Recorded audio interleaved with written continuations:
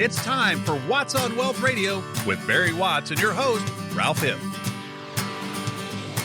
Good morning. Welcome into this Sunday's edition of Watts on Wealth, the radio show. This is Ralph Hipp, your host, alongside retirement designer, tax strategist Barry Watts from the Wealth Care Corporation. They are right here in Springfield at Battlefield Road and Highway 65. Barry, welcome to the show. But I don't know if that's right, because this is your show, Watts on Wealth. So I don't know if I should be welcoming you or you should be welcoming all of our friends here. But nevertheless, great to be with you this morning, back with you again. And how are you today? And who's your sidekick going to be for our hour today? Well, thanks, Ralph, and welcome to Watts on Wealth, not just to you, but to all of our listeners today, and to my sidekick, Jeremy Zickefoose, one of the lead retirement designers here at the Wealth Care Corporation. He's been on the show several times recently, and I'm enjoying having him as a co-host with us, as somebody to banter back and forth with. So you'll hear a little more from him as we get on into our morning. You ask how I am? I'm well. Been traveling just a little bit. I was in Nashville last week. I was down, I saw Carrie Underwood at the Opry, and I always try to go to the Opry when I'm in Nashville. It's just I was going to ask you about that. If you're going to be in Nashville and you're there for the night, go to the Opry. And so that was kind of fun. We saw her and John Connolly, and I was there for a meeting, of course, a meeting of financial advisors from all across the United States who get together in kind of a think tank and put their heads together and design better ways to help our clients. That's what it's really all about. And man, it was helpful. I got tons of stuff. I come home from those meetings with notebooks full of things that I need to deploy to do a better job for my clients. And then we come home and we're so busy at the work we don't get back to the notebooks. But it's really, really, really helpful. So as I said, today, Jeremy Zickefoose is here. Welcome to the show. Yeah, thank you for having me. Glad you're here. I want to tell a little bit about your story. You've been with us a little over a year now. I think. Isn't that right? Now, you kind of came to this from an unconventional approach. You're a business owner, small business owner. Yes, sir. And you still own a business that's in the cleaning business, right? Yeah, it's a custodial cleaning business, and we primarily do large either government buildings or banks, or right now we have a good amount of work with some schools locally, but a lot of custodial cleaning. Yeah. So as a business owner, you understand how business owners think, and that's one of the people that we want to take care of. Mm-hmm. So, well, that's why we're glad you're here. I'll tell you about Jeremy. He's a really sharp guy, a sharp thinker. Fast on his feet, a native of Nixa. Yes, sir. Oh, great. That's where you went to high school before you went over to Missouri State to study. K through 12 at Nixa, and my mom was a teacher. She just retired last year, but at Nixa for over, I think, 23 years. And my mama was a teacher, and so you and I both understand how to work with families that have teachers involved in them as well. And my dad was a business owner. And so business owners, teachers, those are just some of the people we help here at the Wealth Care Corporation. So anyway, it's good to be with you today, Ralph. I'm looking forward to the show and all the things we're going to talk about today. We are. I've got to mention, when my relatives were in Nixa, we loved going down there and have not been back in a while, but the city park by the water tower, and I know it's all different now, but many great memories of Nixa. And hello to our friends listening in Nixa, watching us on TV from Nixa and all around the Ozarks here. We could do a live broadcast from Sucker Days. That would be awesome. Sure. Wouldn't that be fun? That's a great idea. Would you believe I've never actually been to Sucker Days? I mean, they've had Sucker Days all my life. I've heard about Sucker Days.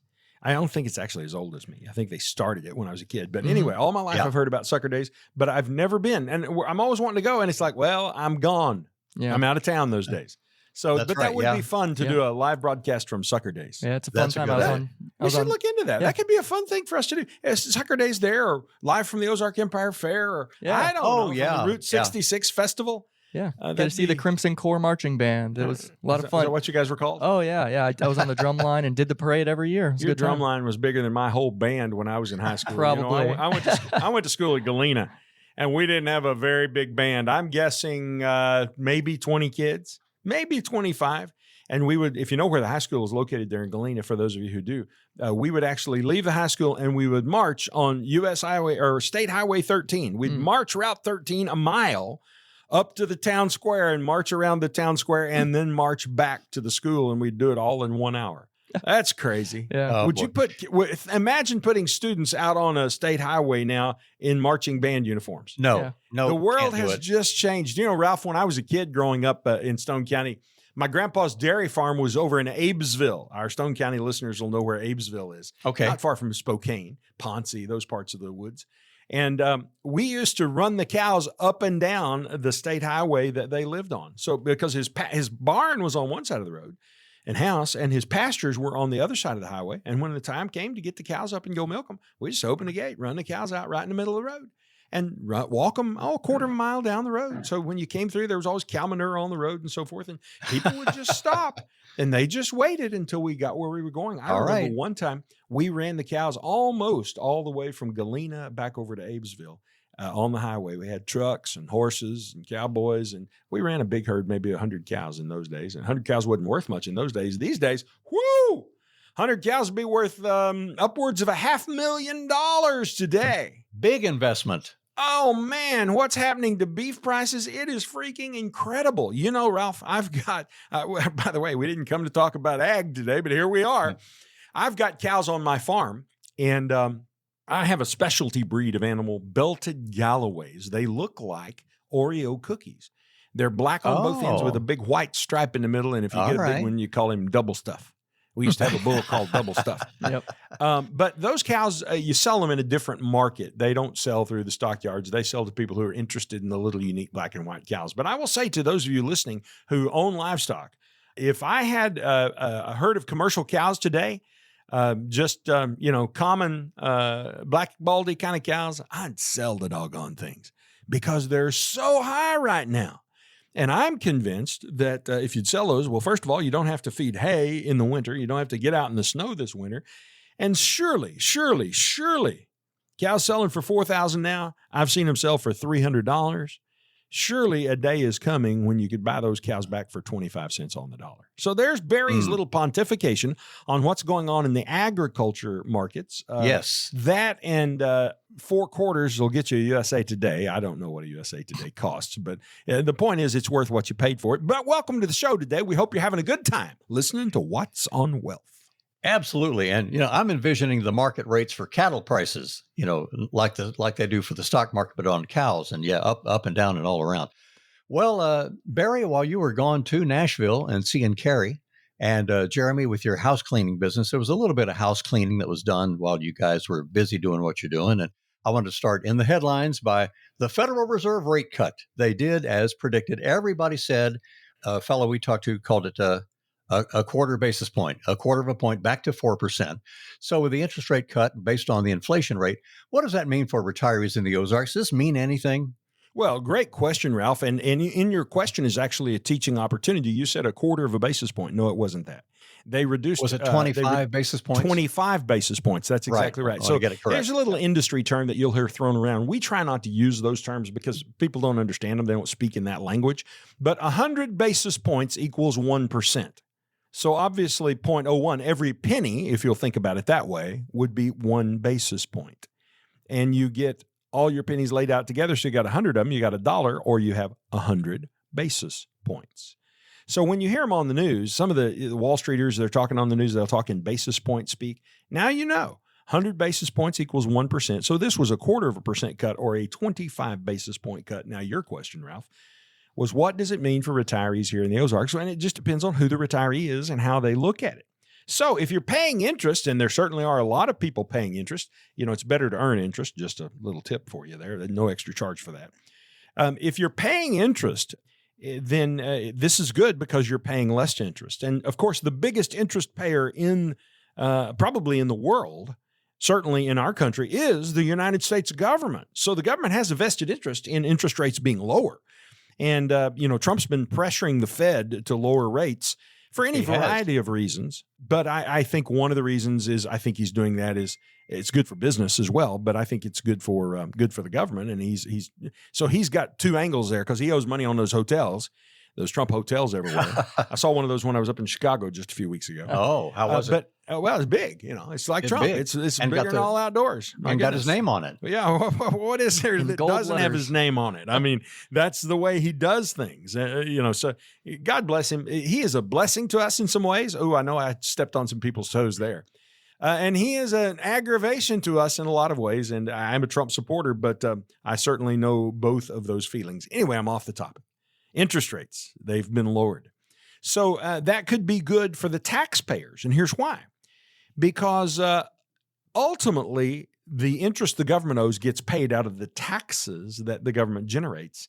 And as the debt grows and as interest rates go higher, well, then the government's going to have more tax revenue to pay that. So it's going to be good for taxpayers that interest rates are a little bit lower. Now, let's talk about those same taxpayers who are retired. They're senior citizens, and many of them are living on their interest because they will now have less income, or they will have less income now that interest rates have been lowered. And so that's less money to fund their retirement lifestyle. By the way, if you're a senior citizen retired living on interest, well, that proves that you haven't learned your lessons about retirement planning, because while our clients do earn interest, they also earn dividends, and they also have capital gains and growth on their investments. So interest should only be a part of the recipe for how you get your income. Now, Ralph, here's the big news. Jeremy, you can think about this for just a moment. Yeah. The big news that I think is going to be troubling to people is this is not the first step down. There's going to be an increased likelihood of even lower interest rates. I'm going to tell you that eventually we'll see interest down around 3% or somewhere in that nature. So another full 100 basis points, Ralph, or a 1% drop from 4 to 3. And that's going to probably put CD rates back, 2.75% or something like that. Now, Jeremy, that creates an inflation problem. Talk to me about it. Well, yeah, it does. I mean, over time, the average rate of inflation is right about 3%. The Fed, they try to keep inflation at about 2%, but it's typically right around that 3%. And even in recent years, with COVID, we saw inflation 6, 7, 8%. And so when you have a CD, let's say, paying out at 5%, but inflation's 7%, well, did you actually make money? You're 2% in the hole. Exactly. You lost. And so if... Oh, wait. If you actually had a CD paying that rate, yes, sir, 5%, you have to pay taxes on the 5% interest you got. So you really didn't get 5%. Oh, that's true. You didn't even get the whole 5%. So if you were paying 30% taxes on 5%, help me with the math, 3, 5, 15, that's 1.5. You're really getting about 3.5% after tax. And if you had a 7% inflationary environment, well, you just lost 3.5%. Yeah. You were really in the hole. Yeah. And so this is why we call them, you may not be old enough to know this, we call them certificates of depreciation. Yes. Go down to the bank and get a certificate of depreciation. Here's the truth, folks. You can't live on interest rates that low. No. And you shouldn't try to live on interest rates that low. And you don't have to live on interest rates that low. You heard it right here on What's on Wealth. Well, and what's even worse is I've seen some of these local banks giving out just paltry interest rates. Did you get a free toaster? Oh, thank goodness. And a pin. A waffle iron? Well, I had a woman in stadium blankets in the office. And Jeremy, excuse me, did you say paltry or poultry? They give you chickens? Chicken feed. No, it's chicken feed. That's small. what I meant to say. Okay, I meant small. Right. Okay, really bad. That. Yeah. So I had a woman in the office. She had just over, I believe, $50,000 in a CD through a local bank here, paying out 0.6%, and it matured these days. And it matured in 2028. Yeah. So she was locked into that for many more years. Taking advantage of people. Yeah. And by the way, banks do that. And I'm not anti-bank. There's a place for banks. Banks run my checking account. They're really good at that. Banks, when I need, for example, I own some commercial property in town that has a loan on it that came from a bank. Mm-hmm. But don't leave your retirement money sitting at the bank. You know what they do when you go buy a CD at the bank?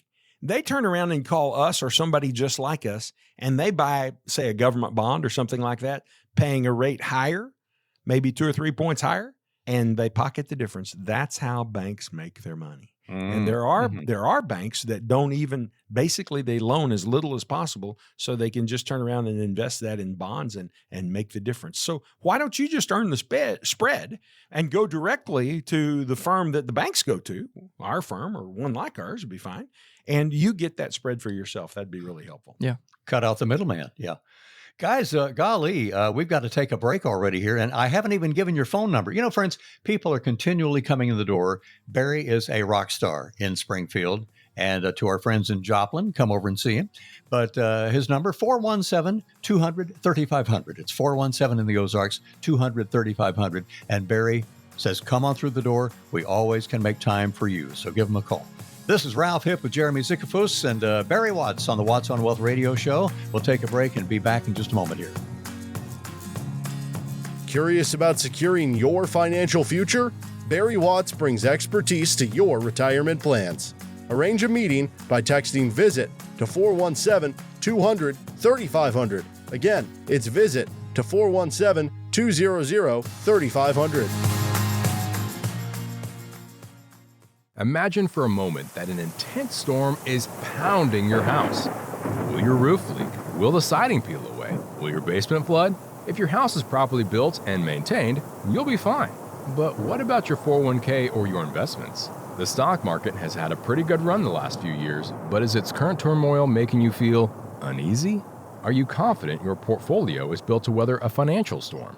Now may be a great time to get a second opinion on your retirement plan. Call Barry Watts and the team at WealthCare at 417-200-3500 now. They'll examine your portfolio and show you if your investments are in need of some weatherproofing. Call Barry Watts and the team at WealthCare today at 417-200-3500 to get your no-obligation second opinion. Don't let your retirement get caught in the rain. Call 417-200-3500. Investment advisory services are provided by WealthCare Asset Management, LLC, an SEC-registered investment advisor. Investing involves risk.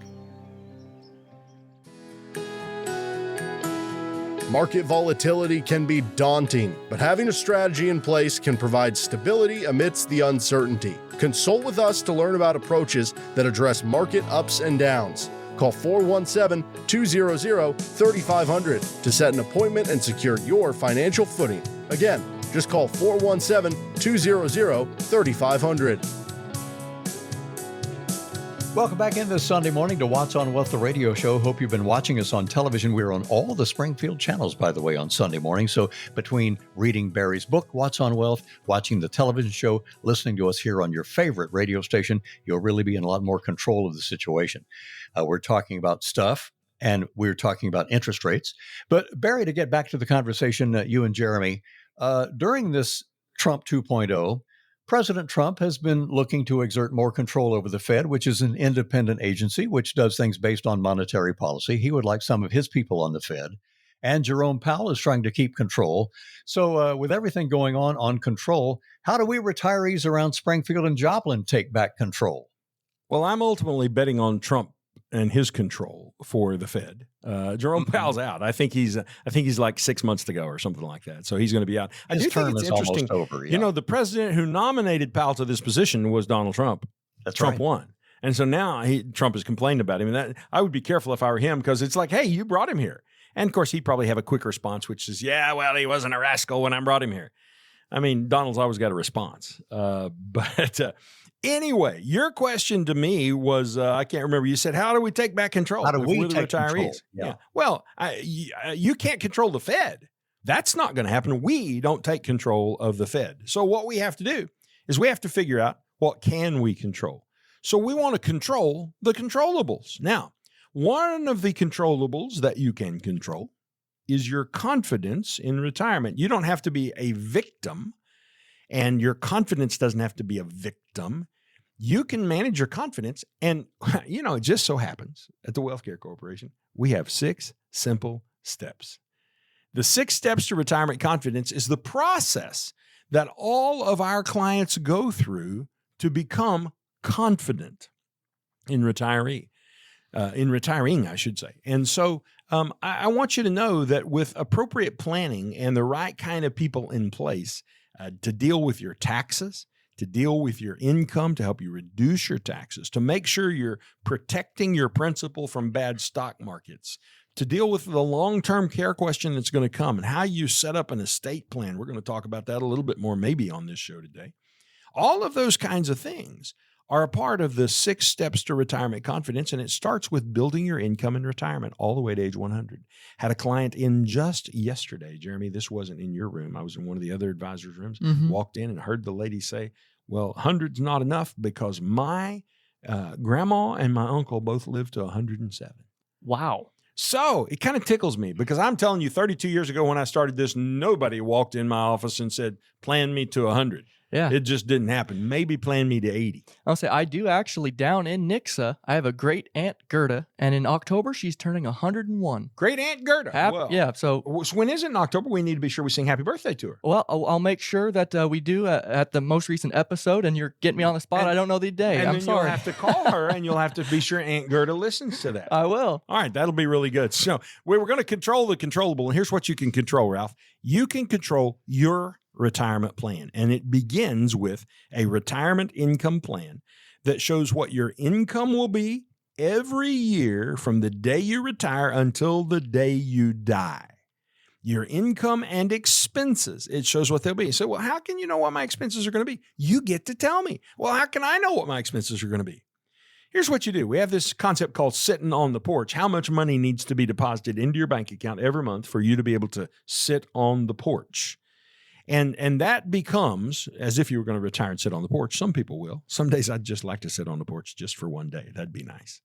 But whatever your sitting on the porch number is, that becomes the fodder for how we build a retirement income plan. We take that and then we add to it inflation every year. So the number grows up. And then we talk about other things you might need to spend money on. Hey, are you going to do any renovations on your home? Well, yeah, I'm going to build a sunroom. How much is it going to cost? $50,000. Okay. Are you ever going to buy another car? Well, in fact, I am. I probably trade cars every 10 years or so. Well, if you're 60 now, you're going to trade cars every 10 years. That's at least 3 more cars. How much do you spend on a car? Well, I spend about $40,000. Oh, so you're buying a used dinged up one, huh? Sorry. I mean, cars are high these days.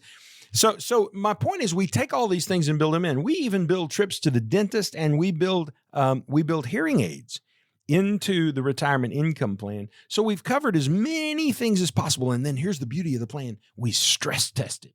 We say, what if the stock market goes to hell in a handbasket?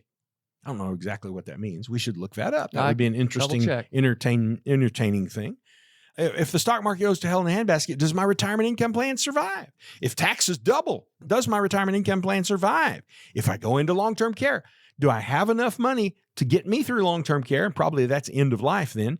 And will my spouse be okay? Will they have all the money that they need to live on past me another 20 years? That's what a good retirement income plan does. So you have to start with a retirement income plan. Now, we're building that plan and talking about interest rates because that's where this conversation started, Ralph. So let's just have a chat about rates, okay? And I'm going to tell you about some rates, roughly, of income that are available in the marketplace. And as I do this and step into it, I have to say to you, this is not a recommendation. I'm not even telling you these things are necessarily available today. They were available a few days ago. They may or may not be available today, but this is just to whet your appetite and get you started thinking about what might be possible out there. Did you know that right now there are federal government agency bonds that are paying greater than 5%? There are closed-end funds that are paying greater than 7% per year. There's a stock I personally own, Ford Motor Company, paying greater than 5% in dividends. Now, here's a little tip for you. It was paying 7% when I bought it. It's still paying me 7%. Yeah. You know why it's still paying me 7%? Why is that? Because I bought it when the stock price was lower, and now the price of the stock has gone up, so the dividend it's paying is a less percentage of the stock price. It's only down around 5% now. And so I'm not telling you to go out and buy any of those things. Do not do that. You should be working with a retirement designer who's helping you plan and figure out what is best for you. And the reason is because those rates of return aren't necessarily guaranteed. They could go away. Things could change. There's just lots of ifs and what ifs about that. So don't rush out and do that. Now, you mentioned dividends. So let's talk about what dividends are and be sure that everybody understands them.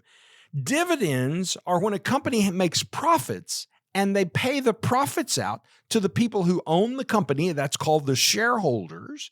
And they pay those profits out to the shareholders. So the company made money this year. Therefore, we're going to pay out a dividend. Well, Barry, can't that change? Yeah, dividends can change. Absolutely. Because the board of directors sets the dividend each quarter. Okay. Now, boards of directors like to keep the dividend steady because they want shareholders to know that they can confidently believe that dividend's going to come.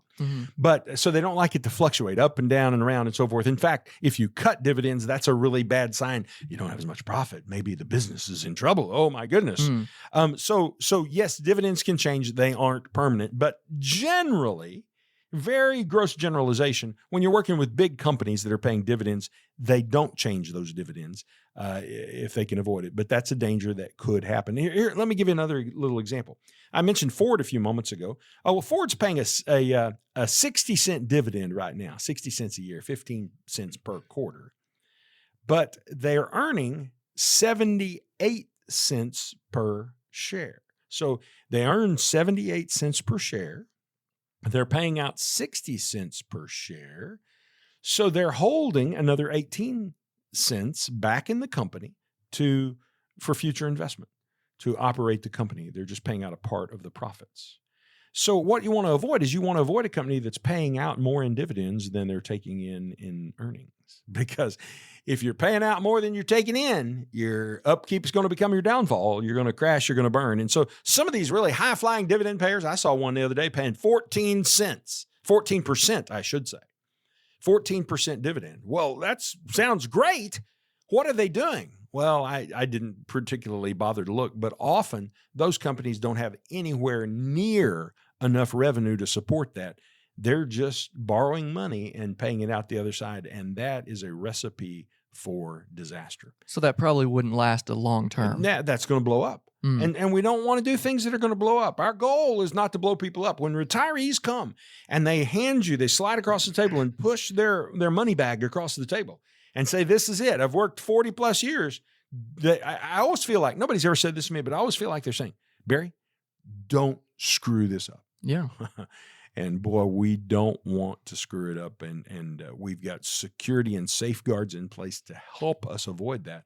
But it's an unsure world. Did I mention Charlie Kirk got killed a couple of weeks ago? Did I mention Donald Trump's president? Did I mention tariffs? Did I mention Ukraine and Putin?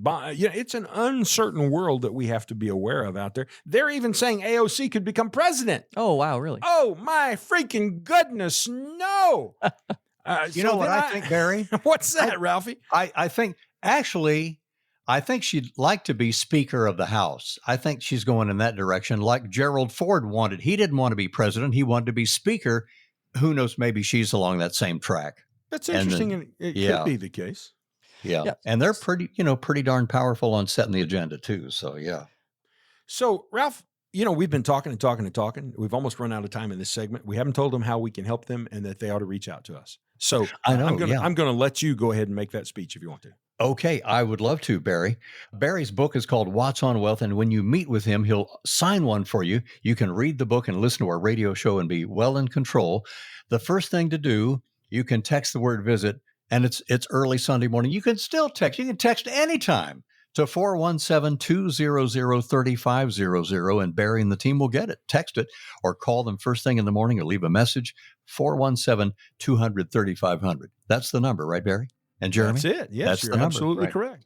Okay. Hey, we're going to take another break here, and with Jeremy Zickefoose and J. Barry Watts of the Wealth Care Corporation, I'm your radio host, Ralph Hipp. You are listening to Watts on Wealth, the famous radio show, in addition to the book and the television show. Time for this mid-time break here, and we'll return in just a moment. Don't go far.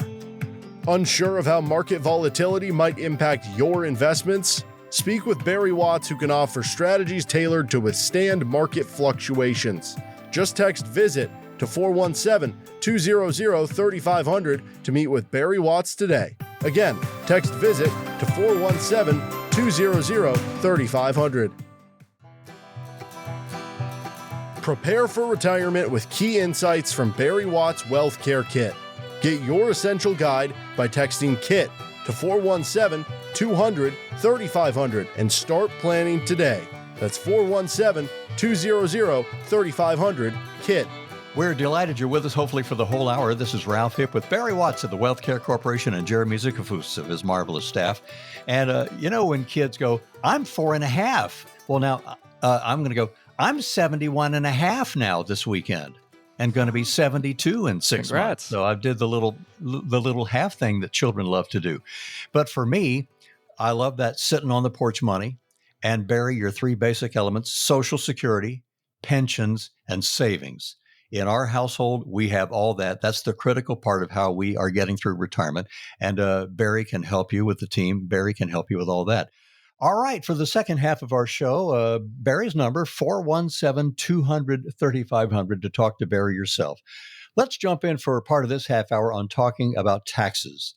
And Barry, you've studied taxes long and far away. You have interesting tax stories to tell. So can you share a few taxation stories with us? And friends, this will be fascinating. Trust me. Better than that. Oh, better than that. I have a tax tip for Ralph. What's that? This is coming at you, Mr. 70-and-a-half-year-old. Here it comes. 71 and a half. Oh, yeah, you're 71 and a half? Oh, yeah. Well, you're a year late on this. You should have brought this up a year ago. Well, I'm listening. Here's what you need to know. Because you have attained the age 70 and a half, if you are making any charitable contributions, you can now make those charitable contributions directly from your IRA account to your charity, your church, for example. Okay. You can make them directly from your IRA account, and you won't have to pay any tax on that money. And the church or charity won't have to pay any tax on that money. I love it. So here's my question, Ralph. If you're a church-going person, and you're right, I hope you are. I hope you're up and getting ready to go this morning. I have ladies stop me in restaurants all the time and tell me, "Oh, I put on my makeup to you on Sunday morning on TV." Sure, and I appreciate that. So we're in bathrooms all across Southwest Missouri helping ladies get ready. And to go in to the church prison, the prison. Well, yeah, don't forget, we're pretty big over in the prison system. We've got fans over there as well. They love us behind bars. But, so here's the point: if you're going to church and you're dropping some money in a plate. Instead of writing a check, giving money you had to pay taxes on, why don't you give money directly from your IRA? Nobody will have to pay the tax. Very good. Very good. And you can only do that after you turn age 70 and a half, and you're limited, Ralph. Here's the bad news. And I know this is probably going to affect you because I know you're a big giver. You can only give $100,000 a year that way. Oh, well. You think that'll cover it? That's all. Yep, that's it. Well, it will cover it for many people, but there are people listening here whose gifts will be greater than $100,000 a year and who've got enough in their IRA account to make that happen. So there's a free tax story right there in that. Ralph. Thank you, Barry. I just wanted to give you that tip. No charge for on me. That. Great, that's a freebie for me, and for lots of you. You go, I did not know you could do that. So thank you. And what are the other tax stories that you want to share? Well, for example, this past week I had a guy in the office that. He had incurred a lot of capital gains this year. Something north, I think it was $467,000 or something like that. And so he's just going to pay the tax on these capital gains. He's going to pay over $80,000 in tax on capital gains. And I said, whoa, dude, slow down. You don't have to pay that tax because there are new rules in one big beautiful bill that just got passed by the Congress that allow him to defer and eliminate those particular capital gains taxes. So in that case, we saved him $80,000 in tax. That's a pretty good day's work. I've got a farmer friend down in Stone County, Stone and Lawrence County. He owns about 500 acres down there. I wish I could shout out his name because my friends out there in the county would know this fella, but we don't give up stuff like that. He's selling a part of his farm. He's going to bring in over $2 million of capital gains when he sells this part of his farm. And he's going to have to pay tax on that. Capital gain tax is going to be most likely $400,000 in capital gains. We're going to use the exact same strategy we used for the guy that we saved $80,000. And we're going to save this guy $400,000 in taxes. So don't be so fast to pay those taxes. There are things your CPA doesn't know. And the reason I know that is the CPAs who work for us here at the Wealth Care Corporation didn't know them either. Until I met them and taught them these things, and that's why they came to work here for us, is they're like, we didn't realize you could do that. All my years working for the IRS, they never taught me. Who would have thought that? Ralph, here's another tax story. It's interesting. I just did this on my farm this week. Something I'd never heard of, didn't know existed. Learned it at a conference. This is why I go to learn these things. Legacy nutrient deductions. Which are? Ooh, think about it. Well, every year we put fertilizer on our fields to make them grow. Right. But they can measure, take a soil test, and they can measure what nutrients are in your fields and what the depreciation on those nutrients is over time. And you can deduct the depreciation on those nutrients. Farmers can do that. The average farmer in the United States gets $1,700 an acre in deductions. Think about my friend with 500 acres down in Stone and Lawrence County. I don't know what 500 times 1,700 is, and Jeremy's not quick enough with his iPhone to do the math on that. No, it's more than that. Oh, 1,700. Oh, 1,700 times 500. Quick, Jeremy. Tap the buttons on your calculator. No pressure here. 850,000. $850,000 worth of deductions. Is that per year? No. One time. Oh, one time. Okay, but One still, time. that's insane. So now the average, let's say average across the country. I'm guessing in Iowa, the number's a lot better. I don't know what the number's going to be here yet. They just came and did my soil test on my farm this week. And we talked about it casually, and they didn't have anybody in Webster County they'd done one of these tests for, so they didn't have anything to reference back to. I said, well, how about Greene? No, we haven't done it in Greene County. I said, how about Christian County? No, we haven't done it there. Okay, well, forget it. But she took some other numbers from around southern Missouri, and she said, I think you may be at like $200 per acre. So that's a lot less, but it still works for me. It costs $40 an acre to get it done, get the report issued. And so we've got a big deduction on the way. And it may be bigger in other parts of the country, but that's still a really good deduction. So those are just some tax-saving stories, Ralph. And we love helping farmers and business owners and investors who just have a lot of stock that they sell and they created a lot of capital gain doing it. We love helping them. That's what we specialize here at the Wealth Care Corporation. If you'd like that kind of help, yes, give us a call. Yes, it's 417-200-3500, 417-200-3500. God bless you for that, Barry, because with the cattle ranchers and farmers going, well, with the tariffs and, I can hardly afford the feed I'm giving them, so to get any kind of deduction, I need it. So it's tough for them right now. I have an interesting question, Barry, on taxes. And I said you've studied it far and wide. And what makes taxes in retirement different than when you were working, when you were starting out, let's say? Hey, Ralph, I have a personal question. Okay. Can you touch your toes? Standing up, no. Okay. Well, No. Welcome to the crowd. My answer would be, well, of course I can. I just sit down here in the chair and I reach down and Sure. grab my leg and pull it up there. And when I get my foot up to about my knees, I can reach down and touch my toes. So one That's of the the only things way. that happens, that's right. One of the things that happens to us as we age is we lose flexibility. Guess what? Okay. One of the things happens to you when you go into retirement. You lose flexibility in your income, because you have a lot of flexibility when you are making an income. There are lots of things you can do. You can rearrange your money in lots of different ways. But once you've retired and you're getting that pension check and that Social Security check and you got your IRAs, you've lost your flexibility. And then after you're retired a while, Ralph's going to learn here in another year and a half. That's right. He'll be 73. A year and a half from that. He's got to start making his required minimum distributions, called RMDs, from his IRA. I don't have to make mine until I am 75 because I was born after 1960.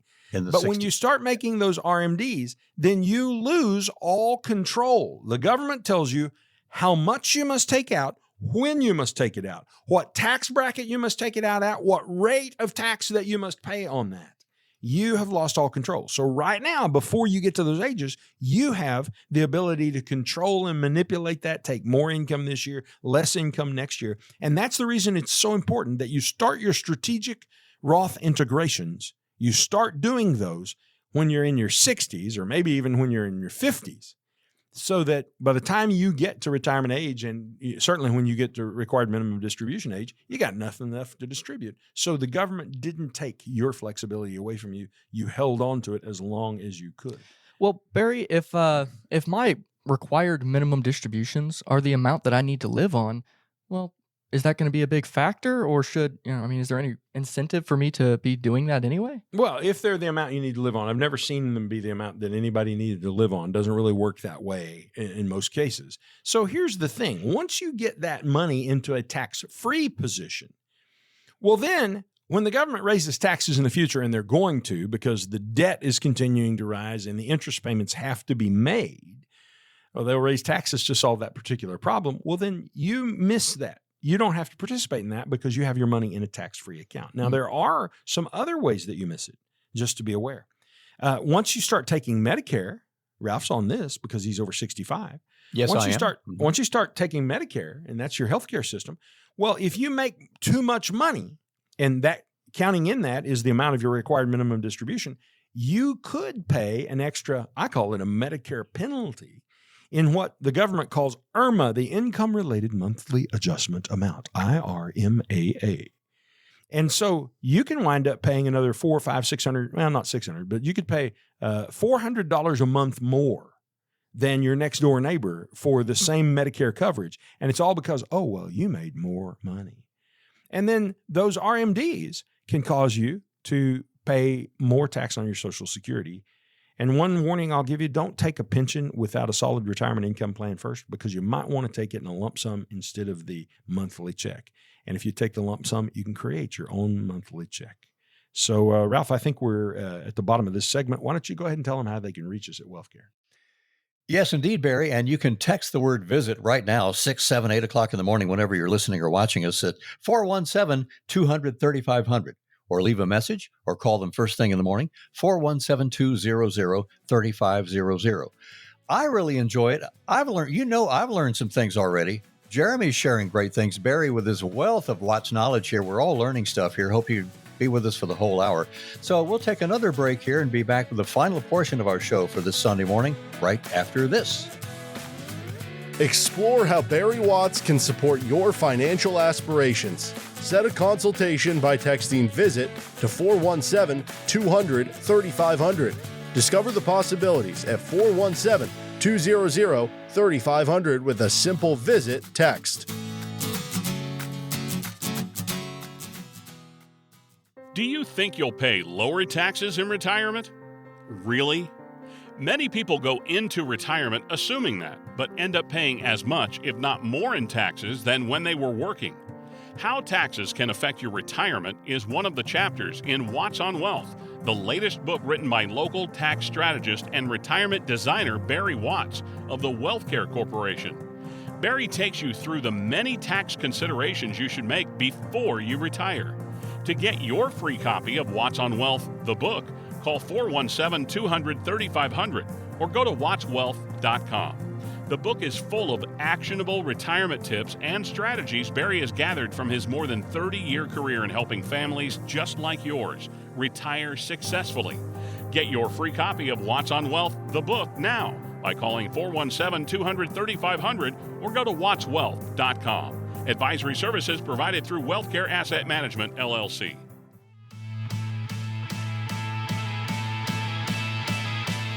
For a more confident retirement journey, get Barry Watts' WealthCare Kit. Discover strategies addressing life's biggest retirement obstacles. Request yours by texting KIT to 417-200-3500.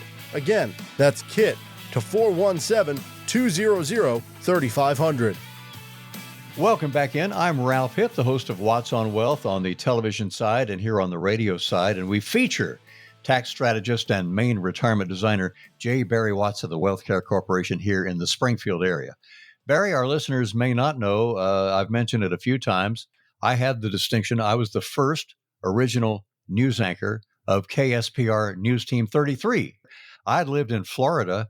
I visited Springfield and St. Louis and got a phone call, would you like to move to the Ozarks? As I was just there, I would love to. I said, we have a new station. We need an anchor man. And we thought, you might want to do this. So I loved it in the late 1980s. And some of you might remember when we started Karen Kelly, and we had Ron Hurst, and we had Tom Mast and all that crew there. Ron and Tom are still here in town. They're still there. I just told Kelly last night that Ron's dog Gracie died last week. Oh, I'll have to get in touch with Ron. If you want to send Ron a condolence card, on sure. Gracie, you can do that. So it's just amazing the things that you can learn listening to Watts on Wealth. It's almost like being around the Cracker Barrel at the old country store. It is.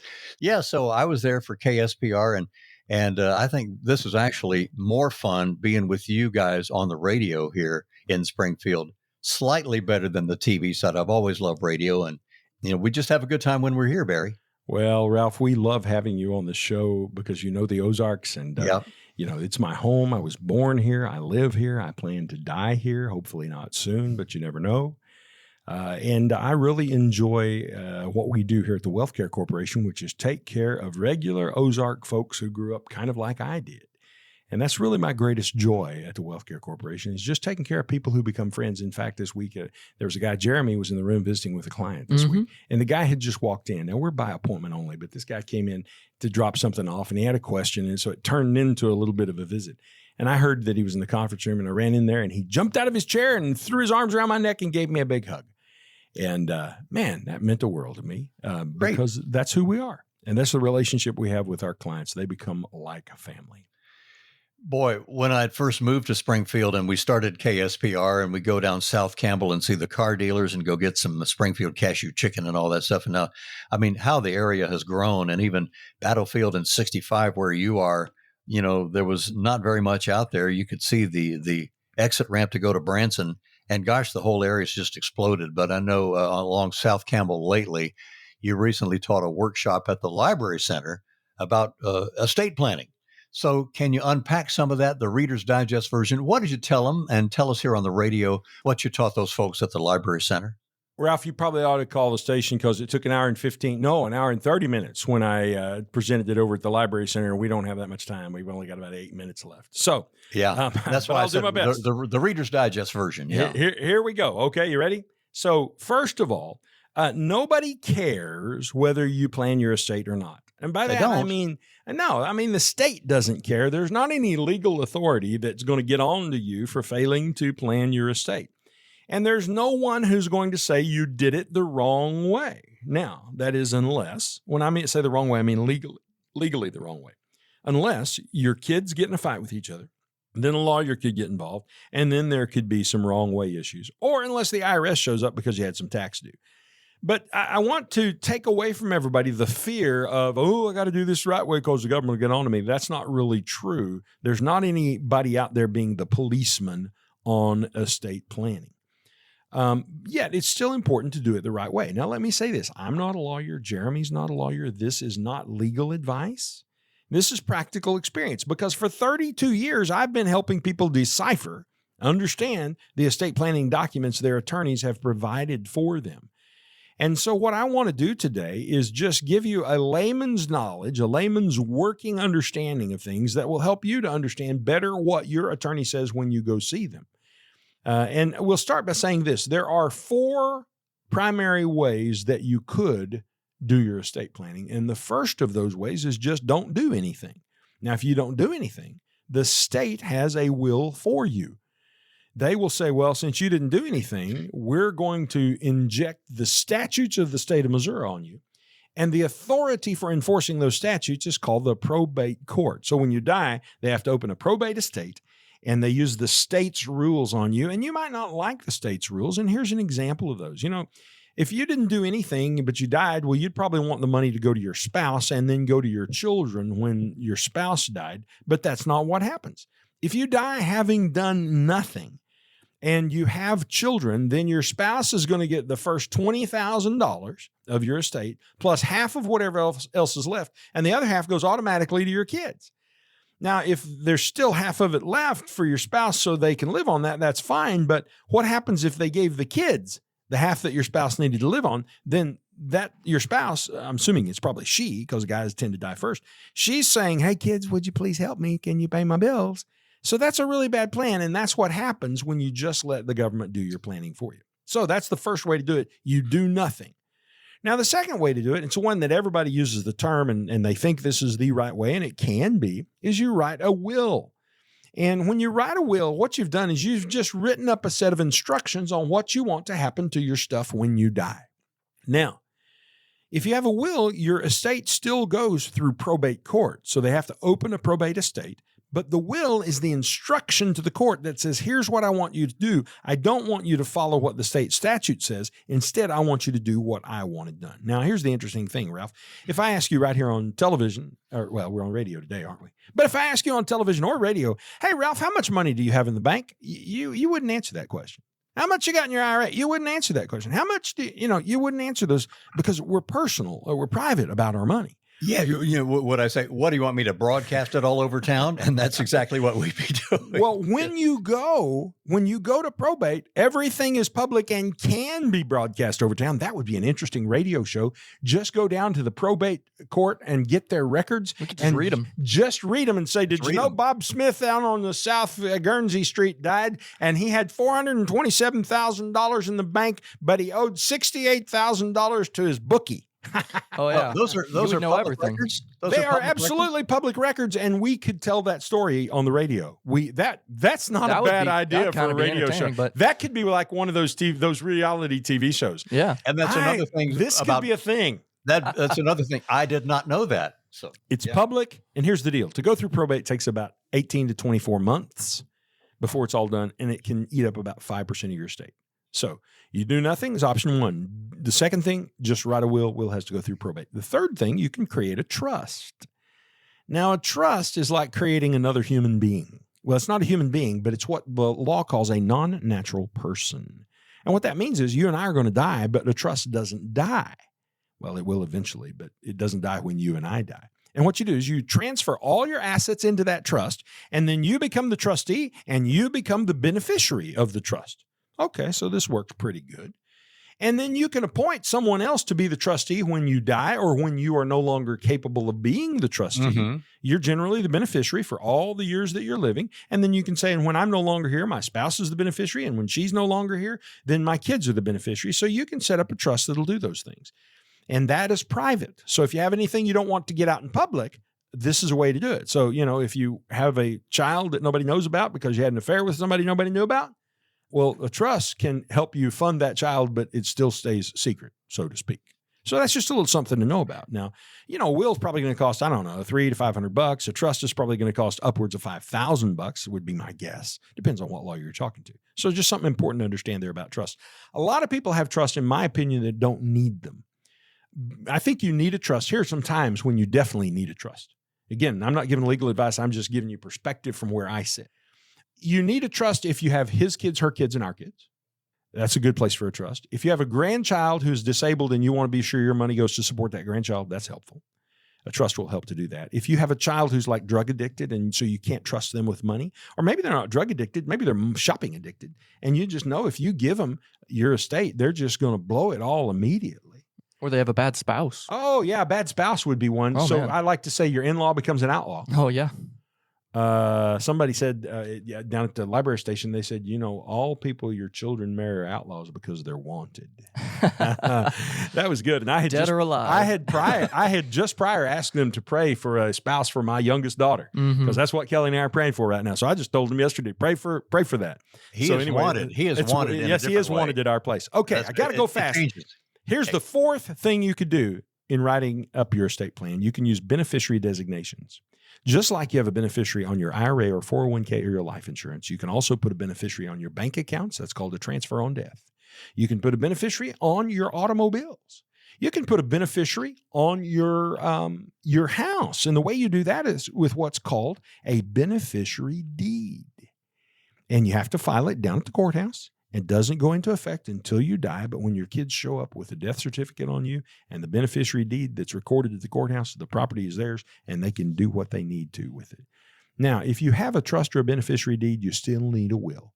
And the reason is you might have forgotten something, and you want to be sure that you put that something back into the estate in the way you wanted it to go. And so we call them just-in-case wills. So, Ralph, there is your estate planning lesson for today. If Excellent. People need help, we can help them at the Wealth Care Corporation. We'll introduce them to attorneys. If they just want documents, we'll introduce them to the document preparation service that'll provide those documents for them. Again, we don't give legal advice, but we help people understand how it works.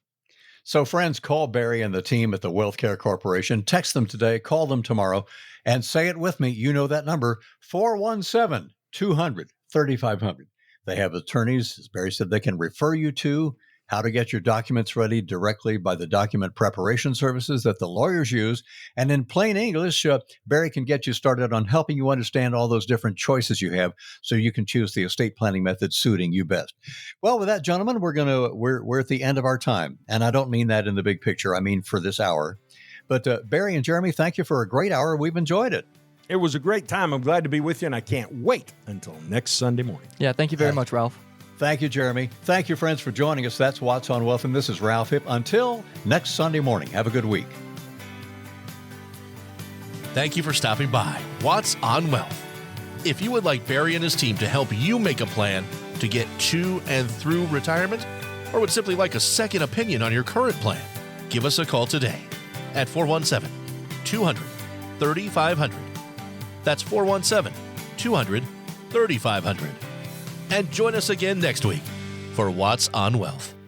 WealthCare Corporation provides tax strategy, tax compliance, accounting, and insurance services through its affiliate American Tax Strategies, LLC. Investment advisory services are provided by WealthCare Asset Management, LLC, an SEC-registered investment advisor. Investing involves risk, including the potential loss of principal. Past performance never guarantees future results. Any references to protection, safety, or lifetime income generally refer to fixed insurance products, never securities or investments. Insurance guarantees are backed by the financial strength and claims-paying abilities of the issuing carrier. This radio show is intended for information and entertainment purposes only and should not be used as the basis for personal financial decisions without first consulting a qualified advisor. The information and opinions you've heard are believed reliable but cannot be guaranteed as to accuracy and completeness.